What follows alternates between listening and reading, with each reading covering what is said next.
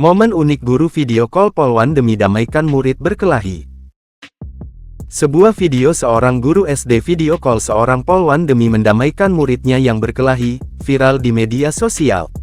Dalam sebuah video viral di media sosial TikTok, seorang guru di Simalungun, Sumatera Utara memilih menghubungi Polwan saat memberikan hukuman kepada muridnya yang berkelahi. Ia pun melakukan panggilan video VC dengan seorang Polwan guna memberikan efek jera kepada muridnya yang ketahuan berkelahi tersebut. Meskipun belum ada konfirmasi resmi dari pihak sekolah maupun kepolisian setempat terkait video viral, aksi guru ini mendapat beragam tanggapan dari warganet.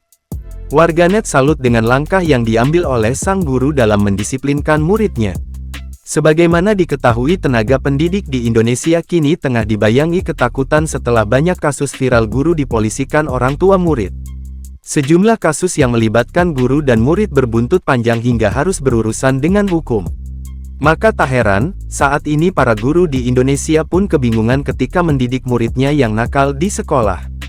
Sebab, jika sang guru memberikan hukuman kepada muridnya, justru kerap berbuntut panjang dan dipermasalahkan oleh orang tua siswa. Salah satunya seperti yang dialami Supriyani, seorang guru di Konawe, Sulawesi Tenggara.